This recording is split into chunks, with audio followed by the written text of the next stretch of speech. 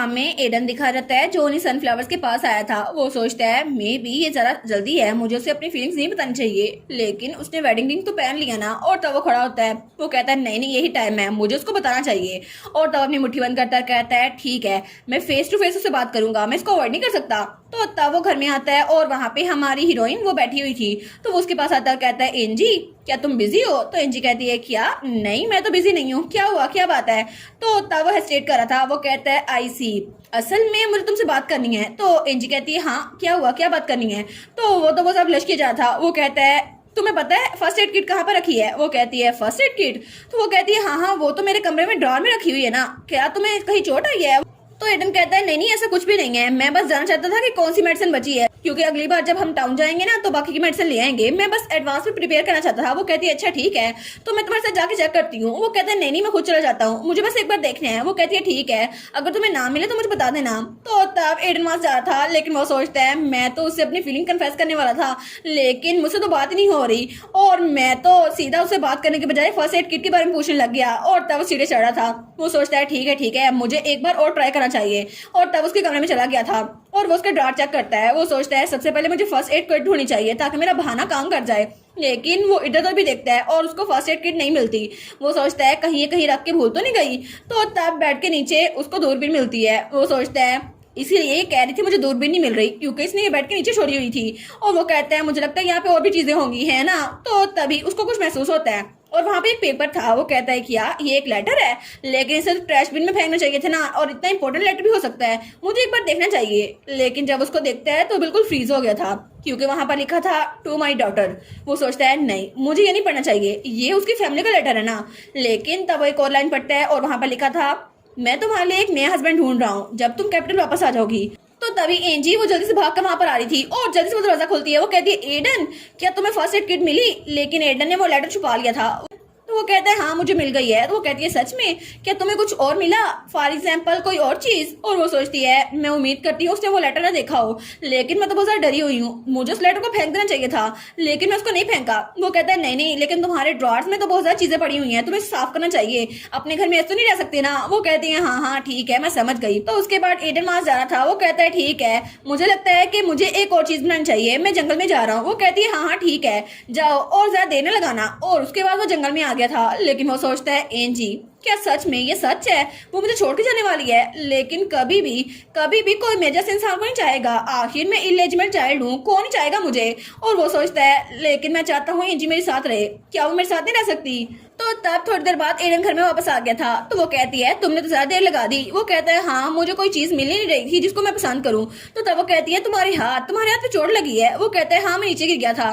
तो वो कहती है ठीक है मैं मेडिसिन लगा देती हूँ। और उसके बाद वो खाना बना रही थी। तो वो कहती है तुम्हारा हाथ ज्यादा दर्द तो नहीं कर रहा? वो कहता है नहीं ज्यादा दर्द नहीं कर रहा, वैसे भी ये कुछ नहीं है। और तब वो खाना खाने लगता है, लेकिन उसे खाना खाया नहीं जा रहा था। तो एंजी कहती है क्या हुआ, तुम्हें खाना पसंद नहीं आया? वो कहता है नहीं नहीं खाना तो मजेदार है, लेकिन मेरा हाथ थोड़ा दर्द कर रहा है। वो कहती है तो क्या मैं तुम्हें खाना खिलाऊं? वो कहता है हाँ प्लीज। और वो सोचता है मुझे नहीं पता था कि वो मेरे बारे में कुछ सोचती है या फिर नहीं, लेकिन उसकी स्माइल्स क्या सच में वो झूठी थी, वो सिर्फ एक दिखावा थी? तो एंजी उसको खाना खिला रही थी। लेकिन तभी एंजी सोचती है क्या एडन मुझसे कोई बात करना चाहता था और फर्स्ट एड किट सिर्फ एक बहाना था, लेकिन उसे मुझसे क्या बात करनी थी? तो वो कहती है अपना मुंह तो खोलो। लेकिन वो सोचती है ठीक है उसके लिए बहुत एम्बैरसिंग होगा, मुझे उसे थोड़ा टाइम देना चाहिए, मे भी वो मुझसे बात कर ले। लेकिन हमारा एडन वो सोचता है क्या सच में एंजी मुझे छोड़ के चली जाएगी? लेकिन अगर ड्यूक को एंजी की जरूरत हुई भी और एंजी इस जगह को छोड़ के जाने पे वाली हुई, फिर भी मैं अपनी पावर में सब कुछ करूंगा ताकि मैं उसको रोक सकूं। लेकिन तब सीन चल होता है और हमें रात का सीन दिखा रहता है और अभी तक वो बैठा सोच ही रहा था कि मैं किस तरह उसे कन्विंस करूं कि वो यहाँ से ना जाए। लेकिन वो सोचता है नहीं नहीं अगर उसे पता चल गया मैंने उसका प्राइवेट लेटर पढ़ लिया तो बहुत गुस्सा हो जाएगी। और तब वो वहाँ मेज पे टैप कर रहा था। तो वो सोचता है मुझे सबसे पहले किसी और से बात करनी चाहिए जिसने ये मैरिज अरेंज करवाई है ना, सेकंड प्रिंस। लेकिन आखिर उसने मुझे क्यों चुना, इतने सारे लोगों में से मुझे क्यों चुना? और ये तो एक टफ कॉल थी, लेकिन मुझे नहीं पता उसकी इंटेंशंस क्या थी। विलियम कार्डिनर, हाँ बिल्कुल, वो तो फिलिप की तरह बिल्कुल भी नहीं था और हर बार वो मेरी तरफ गुस्सा नहीं करता था और ना ही मेरे इंसल्ट करता था, ऐसा लगता था वो मेरी तरफ इंटरेस्टेड ही नहीं है। लेकिन एक दिन उसने अचानक से मुझे महल में बुलाया। तो तब मैंने कहा क्या?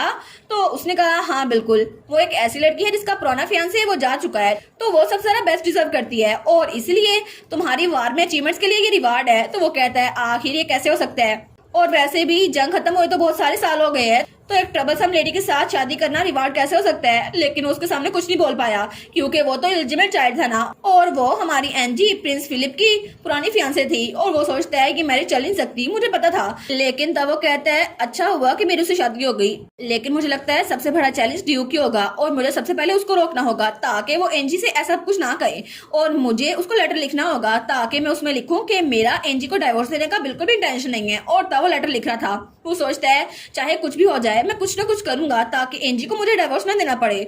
और तब वो अपना सर पकड़ लेता है। वो कहता है ऐसा नहीं है कि मैं उसको फोर्स करूंगा यहाँ पर रुकने के लिए, और अगर वो मुझे छोड़ के जाना चाहे तो मैं क्या कर सकता हूँ, और आखिर मैं उसका माइंड कैसे चेंज कर सकता हूँ कि वो मेरे साथ रहे। और तब उसे अपने फादर की याद आती है, एम्पर की। वो सोचता है मैं भी बिल्कुल अपने डैड की तरह हूँ क्योंकि वो भी मुझे अपने महल में रखना चाहते थे और मुझे उन पर बहुत ज्यादा तरस आता था।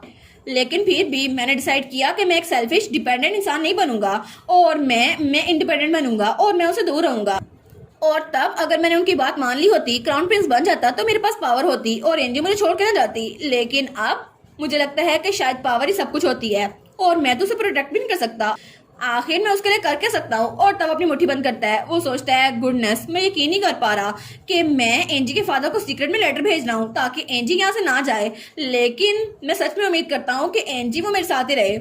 और तब सीन चलता है और हमें हमारी एंजी दिखाई जाती है। वो कहती है देखो ना ये सनफ्लावर्स कितने जरा बड़े हो गए हैं, कितने इंप्रेसिव है ना। वो कहता है हाँ बहुत ज्यादा इंप्रेसिव है। वो कहती है फिर हम सीड्स को कब कलेक्ट करें। वो कहता है अभी कुछ दिन लगेंगे लेकिन हम इसके ऊपर थैले लगा देंगे ताकि ये नीचे ना गिरे। वो कहती है सच में, फिर तो हम अपने प्रीशियस सीड्स को जाया नहीं होने देंगे ना। तो वो कहता है हाँ अब तो वैसे भी गर्मियां खत्म होने वाली है, अब तो विंटर आने वाला है। वो कहती है अच्छा तो विंटर में क्या करते हैं, फसलें तो उगनी नहीं ना स्नो की वजह से। वो कहता है हम यहाँ पे लाइफ स्टॉक को इकट्ठा करके रखते हैं और उसके बाद हम बहुत सारी चीजें करते हैं और ये बिल्कुल भी बोरिंग नहीं होने वाला। वो कहती है अच्छा, तो वो कहता है हाँ वाइफ एसोसिएशन गाना भी सिखाती हैं और क्रिसमस सॉन्ग भी, तो तुम्हें बड़ा मजा आएगा। वो कहती है सच में क्रिसमस सॉन्ग मुझे तो बड़े पसंद आएंगे, मुझे तो उसके सीखने में बड़ा मजा आएगा।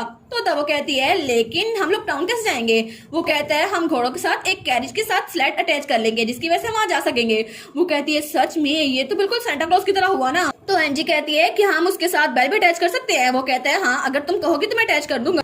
तो एंजी कहती है मैं तो बहुत ज्यादा एक्साइटेड हूँ वहां जाने के लिए। तो वो कहता है हाँ तो क्या तुम मेरे साथ प्रॉमिस करती हो। वो कहती है ऑफ कोर्स मैं प्रॉमिस करती हूँ। लेकिन तभी वो सोचती है अगर मैं विंटर से पहले चली गई तो, क्योंकि मैंने वो लेटर देखा जो वहां पे पड़ा था और मुझे उसका याद ही नहीं था, लेकिन फिर भी मैं उस लेटर को देख पा रही थी और मैं भूल नहीं सकती मेरे फादर ने क्या कहा था। लेकिन तब अपनी मुट्ठी को देखती है और वो सोचती है आखिर मैंने यहाँ रहने के लिए इतनी ज्यादा मेहनत की है और मैं एडन के साथ जरा अटैच हो गई हूँ, और ये सनफ्लावर ये तो बिल्कुल ऐसा ही है जैसे एक टाइनी सीड था और हम लोग शुरू में बिल्कुल ऐसे ही थे और फिर बाद में हम लोग बड़े होते गए बिल्कुल एक दूसरे के साथ साथ, और ये फ्लावर्स भी बिल्कुल ऐसे ही थे और उसके बाद हम लोग एक दूसरे के ज्यादा करीब हो गए और जैसे ये फ्लावर बिल्कुल बड़े हो गए ना और बहुत ज्यादा खूबसूरत बन गए हैं, हमारा ताल्लुक भी बिल्कुल ऐसे ही बन गया है और इसीलिए मैं भी उसके लिए करना चाहती हूँ एक प्रॉमिस। हाँ बिल्कुल।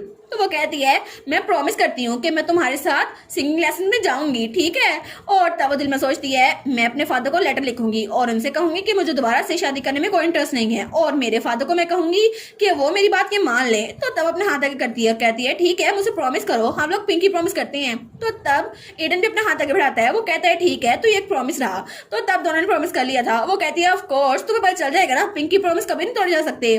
तो हमारी सोचती है मैं बहुत ज्यादा डरी हुई हूँ कि आखिर ये सब कुछ कैसे होगा, लेकिन अभी मुझे एक चीज बिल्कुल कंफर्म हो गई है कि मेरी फीलिंग्स एडन के लिए बिल्कुल सच्ची हैं और मैं अपनी बाकी की पूरी लाइफ सिर्फ एडन के साथ गुजारना चाहती हूँ, ना कि किसी और के साथ। और इसी के साथ ये वाला पार्ट यहीं पर ख़त्म। तो आप लोग बताइएगा आप लोग को ये पार्ट कैसा लगा, और वीडियो को लाइक और चैनल को सब्सक्राइब लाजमी कीजिएगा। बाकी वीडियोस का लिंक भी स्क्रीन पर नज़र आ रहा होगा तो काइंडली उनको भी चेकआउट कर लें। और thank you so much for watching my videos. Stay safe, bye bye.